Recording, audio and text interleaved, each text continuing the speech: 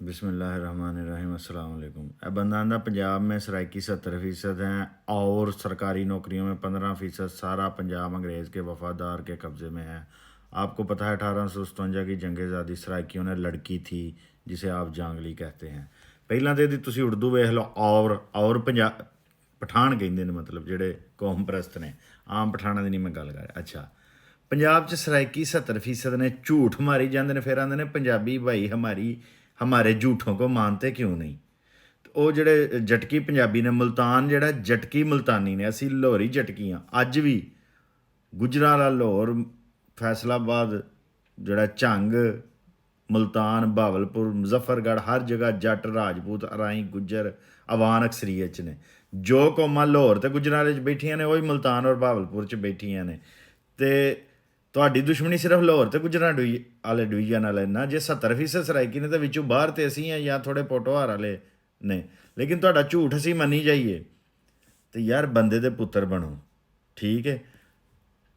ਜੇ ਤੁਸੀਂ ਸਾਡੇ ਨਾਲ ਸੁਲ੍ਹਾ ਚਾਹੁੰਦੇ ਹੋ, ਜੇ ਤੁਸੀਂ ਭਰਾਵਾਂ ਰਹਿਣਾ ਪੰਜਾਬ, ਤੁਸੀਂ ਗੱਲ ਕਰੋ ਯਾਰ ਤਰੱਕੀ ਹੋਣੀ ਚਾਹੀਦੀ ਹੈ ਜਨੂਬੀ ਪੰਜਾਬ 'ਚ, ਅਸੀਂ ਤੁਹਾਡੇ ਨਾਲ ਹਾਂ। ਮਕਾਮੀ ਹਕੂਮਤਾਂ ਦਾ ਨਿਜ਼ਾਮ ਹੋਣਾ ਚਾਹੀਦਾ। ਅਤੇ ਜੇ ਤੁਸੀਂ ਆਉਂਦੇ ਹੋ ਅਸੀਂ ਅਜ਼ੀਮ ਹਾਂ, ਬਲੋਚ ਔਰ ਪਸ਼ਤੂਨ, ਔਰ ਅਸੀਂ ਸੈਯਦ ਹਾਂ, ਗਲਾਨੀ ਹਾਂ, ਕਰੈਸ਼ੀ ਹਾਂ, ਅਤੇ ਤੁਹਾਡੀ ਮਿਹਰਬਾਨੀ ਹੈ ਤੁਸੀਂ ਵਾਪਸ ਟੁਰ ਜਾਓ। ਅਸੀਂ ਹੁਣ ਆਪਣਾ ਪੰਜਾਬ ਵੰਡਣ ਨਹੀਂ ਦੇਣਾ।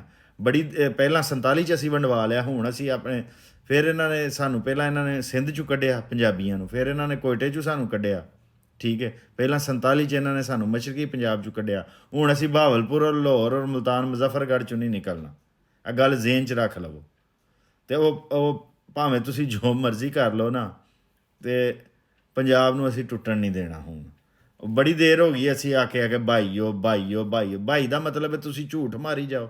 ਤੁਹਾਡਾ ਜਿਹੜਾ ਮੁਜ਼ੱਫਰ ਸੱਦੋ ਗਈ ਅਫਗਾਨੀ ਹੈ ਜਾਂ ਅਬਾਸੀ, ਜਿਹੜਾ ਸਿੰਧੀ ਔਰ ਅਰਬੀ ਹੈ ਨਾ, ਅਸੀਂ ਉਹਦਾ ਵੀ ਤੁਹਾਨੂੰ ਪੂਰੀ ਦਲੀਲ ਦੇ ਨਾਲ ਜਵਾਬ ਦਿਆਂਗੇ।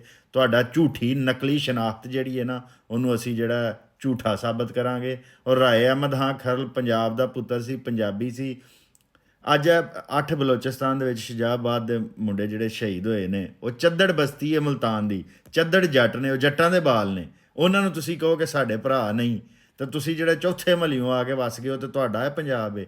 ਅਸੀਂ ਤੁਹਾਨੂੰ ਇੰਝ ਨਹੀਂ ਕਰਨ ਦਿਆਂਗੇ। ਬੰਦੇ ਦੇ ਪੁੱਤਰ ਬਣ ਜਾਓ। ਜੇ ਸੁਲ੍ਹਾ ਨਾਲ ਰਹਿਣਾ, ਜੇ ਬਾਬੇ ਗੁਲਾਮ ਫਰੀਦ ਨੂੰ ਵੀ ਸਾਡੇ ਨਿਸਾਬ 'ਚ ਸ਼ਾਮਲ ਕਰੋ। ਸਾਰੇ ਲਹਿਜਿਆਂ ਦਾ ਤੁਸੀਂ ਇੱਕ ਨਿਸਾਬ ਬਣਾ ਕੇ ਸਾਂਝੇ ਪੰਜਾਬ 'ਚ ਨਾਫਜ਼ ਕਰ ਦਿਓ। ਉਹਦੇ 'ਚ ਪੋਟੋਹਾਰੀ ਲਹਿਜਿਆਂ ਦੇ ਸ਼ਾਇਰ ਵੀ ਤੁਸੀਂ ਸ਼ਾਮਲ ਕਰੋ, ਅਤੇ ਅਸੀਂ ਤੁਹਾਡੇ ਨਾਲ ਹਾਂ। ਅਤੇ ਜੇ ਤੁਹਾਡੀ ਜ਼ਿੱਦ ਹੈ ਕਿ ਤੁਸੀਂ ਕੋਈ ਅਫਜ਼ਲ ਹੋ, ਅਤੇ ਉਹ ਅਸੀਂ ਤੁਹਾਨੂੰ ਨਹੀਂ ਜਿਹੜਾ ਨਾ ਇੰਝ ਦੀ ਕੋਈ ਜ਼ਿੱਦ ਪੂਰੀ ਕਰਨ ਦਿਆਂਗੇ।